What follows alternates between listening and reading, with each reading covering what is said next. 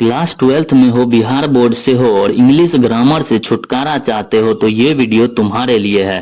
कान खोल के सुन लो, बिना ग्रामर पढ़े तुम 90 नंबर ला सकते हो। हाँ, बिना ग्रामर पढ़े तुम 90 मार्क इंग्लिश में ला सकते हो। बिना ग्रामर पढ़े इंग्लिश में 90 मार्क लाना क्लास 12th में तभी संभव है जब तुम्हारा टेक्स्ट बुक 100% कंप्लीट हो।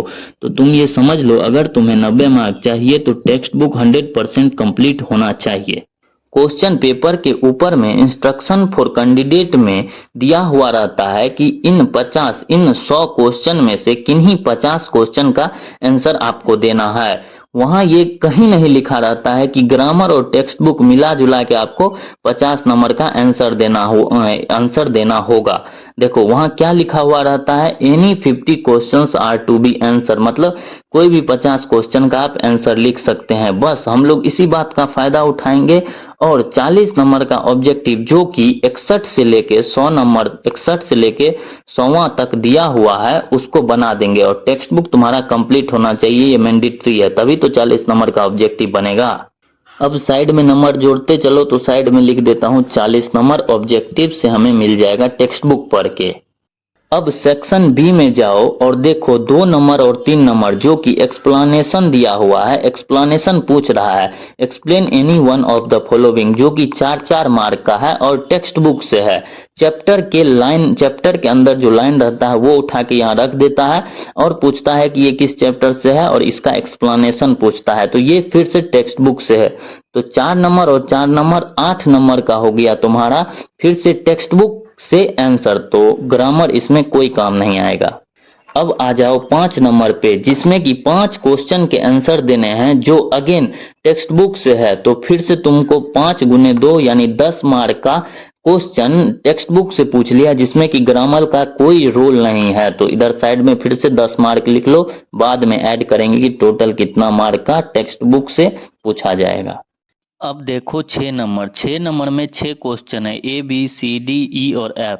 ईच क्वेश्चन 5 मार्क का है और 3 क्वेश्चन बनाना है, यानी 5 × 3 हो गया 15 मार्क्स का, जिसमें कि ए बी डी और एफ क्वेश्चन जो है टेक्स्ट बुक से रहता है। कौन कौन क्वेश्चन टेक्स्ट बुक से रहता है, तो ए बी डी और एफ। डी जो है मैच द फॉलोइंग है और एफ भी मैच द फॉलोइंग है, जिसमें से कि नंबर लाना बहुत ईजी है। तो 10 नंबर तो ऐसे ही आ गए। तो 10 नंबर जो है ऐसे ही टेक्स्ट बुक से आ गए, सिर्फ मैच द फॉलोइंग मतलब राइटर का नाम पढ़ के 3 क्वेश्चन बनाना है।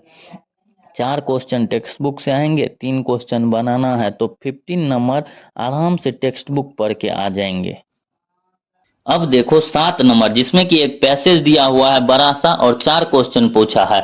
ईच क्वेश्चन 1 मार्क का, यानी 4 क्वेश्चन है तो 4 मार्क के ये क्वेश्चन हो गए। और इस क्वेश्चन का आंसर इतना इजी है ना पैसेज में खोजना कि तुम विश्वास नहीं कर पाओगे।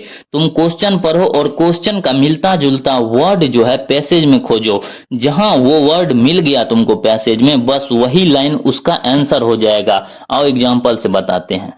तो इस पैसेज का पहला क्वेश्चन है what is the life span of domestic horse.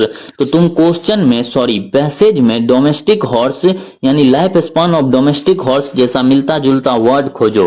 तो देखो पहला लाइन में ही लिखा हुआ है the nature life span of domestic horse is about 20 to 30 years. तो यही लाइन हो गया उस पहला क्वेश्चन का आंसर। इतना इजी रहता है। दूसरा क्वेश्चन देखो what is the dangerous to stand behind the horse. तो इसका देखो यहां दिया हुआ, थोड़ा सा नीचे आने पे यहां देखो the only place they can't see is directly behind the right in the front of them which is it very dangerous to stand behind the horse. तो यहाँ मिल गया ना, it is dangerous to stand behind the horse. Same question में पूछा है dangerous to stand behind the horse, मिलता जुलता लाइन मिल गया, बस यही लाइन हो गया तुम्हारे क्वेश्चन का आंसर। अब तीसरा क्वेश्चन देखो how can we know in which direction the horse is looking. कौन से डायरेक्शन में हॉर्स देख रहा है ये कैसे पता चलेगा। तो तुम्हें हिंदी नहीं भी समझ में आता है तो तुम बस ये लाइन खोजो। तो यहाँ देखो मिल रहा है ना horse is looking, where the horse is looking. और क्वेश्चन में भी पूछा है which direction the horse is looking, बस यही लाइन हो गया आंसर। लिख के चले आओ, तुमको मार्क मिल जाएगा 1 नंबर। इसी तरह चौथा भी क्वेश्चन है, बहुत इजी रहता है पैसेज खोजना। तो इसमें भी जो है कोई ग्रामर का जरूरी नहीं है। अब आ जाओ 1 नंबर पे, जिसमें कि एस्से दिया हुआ है, 1 2 एस्से नहीं 5 एस्से दिया हुआ है, और 5 में से तुमको कोई एक बनाना है, जो कि एक हर साल रिपीट होता है। ये बात गौर करना, जो कि हर साल रिपीट होता है। तो मैं तुमको 4 से 5 अगर एस्से तुम पढ़ के चले जाओगे, जो कि मैं टॉपिक भी बताऊंगा, तो 4 से 5 एस्से पढ़ के चले जाओगे तो तुम्हारा जो है ये भी क्वेश्चन बन जाएगा इजिली, बिना किसी ग्रामर के मदद के। तो ये भी नंबर तुम्हारा बिना ग्रामर पढ़े ऐड हो सकता है, तो यहाँ साइड में ऐड कर लो।